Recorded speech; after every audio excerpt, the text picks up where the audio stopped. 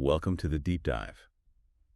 Okay, so today we're jumping into something really important, these invisible barriers, Mm, the ones inside our heads, these like silent mindset traps that can seriously hold us back. Our mission today is to really unpack the best insights from this one text we found on these traps. We want to help you understand them, see them clearly, and maybe, just maybe, start breaking free. yeah, it's a really powerful piece of writing we're looking at. This whole deep dive is centered on the single text mindset traps that hold us back. And like you said, the goal is pretty clear. Pull out those key nuggets, understand what these traps actually are, why they work against us, and then, crucially, get into some real practical strategies for, well, getting unstuck, liberation, as the text puts it. Okay, so let's get into it. The source basically outlines five common traps, things that keep people stuck. And as we go through them, maybe think about which ones, which ones kind of ping for you, which ones resonate with your own life. First one up, the source calls it the I'm not good enough trap. Yeah. Feels familiar, right? That little voice, or sometimes a really loud voice saying you just don't measure up. Oh, absolutely. And the text says the root cause here is pretty clear. It's comparison, constantly looking at others, measuring your messy behind the scenes against someone else's curated highlight reel, and the effect. It just kills your confidence sometimes before you even take the first step. Total paralysis. Right. So if it's rooted in comparison, how do you fight that? What's the way out, according to this source? Well, the big strategy it pushes is shifting focus, move from thinking about perfection to thinking about progress. Tiny steps forward. Progress, not perfection. Okay, so like measuring yourself against who you were yesterday. Exactly that. Celebrating the small wins, the incremental gains. The text suggests this isn't just, positive thinking fluff. It actually helps rewire how you see yourself and your capabilities. It builds real momentum. Okay, that makes sense. And, that feeling of not good enough, it feels like it could easily slide into the next one the source mentions, the perfectionism trap. This one feels sneakier somehow. It really is, because like you said, it often masquerades as a good thing. High standards, right? Thoroughness. But the source argues its root is actually fear. Fear of making mistakes, fear of falling short. Okay, so fear of messing up. And what does that do to us? Well, it leads to that classic paralysis by analysis. You delay things, you overthink every single detail. You spend so long planning the perfect launch that you just never launched. The opportunity passes. Yeah, been there.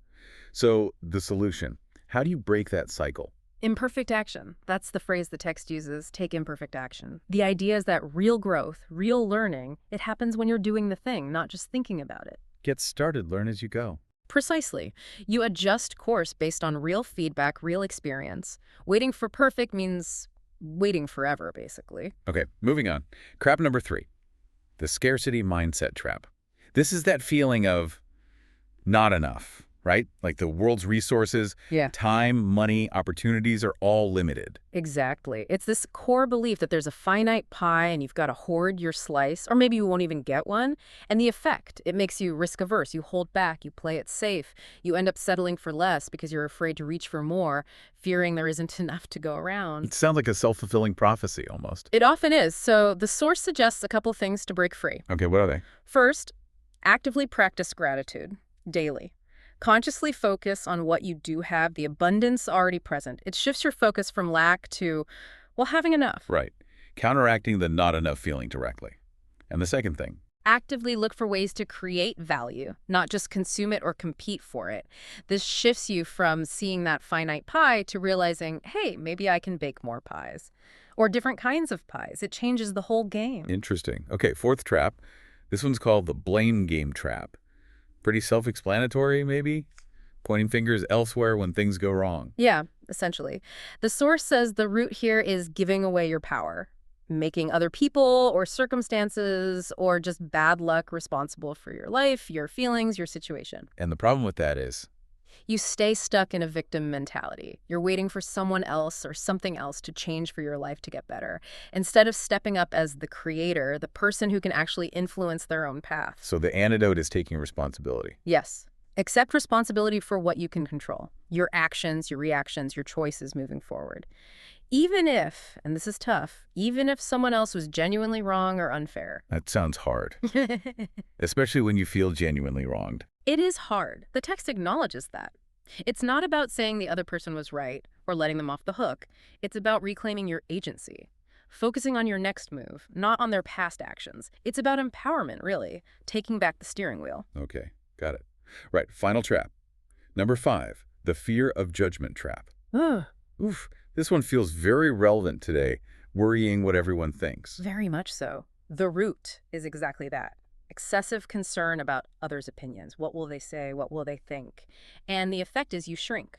You don't fully show up, you hide parts of yourself. You don't share your ideas, your gifts, your authentic self.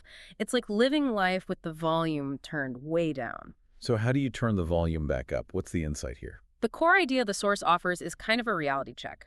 Remember, most people are way too busy worrying about themselves and what you think of them to spend that much time judging you. Huh. That's probably true, actually. We're all the main character in our own movie. Exactly. So the directive is clear. Live for your purpose, whatever that means to you. Not for external approval. Show up fully. Share what you have to offer. Wow. Okay, so recapping these 5. Not good enough. Perfectionism, scarcity, blame, and fear of judgment. The big takeaway from this source seems to be your mind. It can be your prison, locking you into these patterns.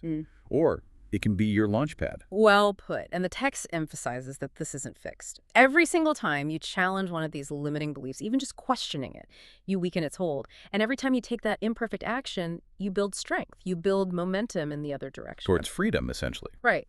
So maybe the question to leave everyone with thinking about this deep dive is twofold. First, which trap feels like it has the strongest grip on you right now? Just acknowledging it is huge. And second, what's one small step? Just one tiny, maybe slightly uncomfortable, imperfect step you could take today to start loosening that grip. That's powerful, because freedom really does start in the mind. And ultimately, you have the choice. You can choose to challenge these traps and rise above them.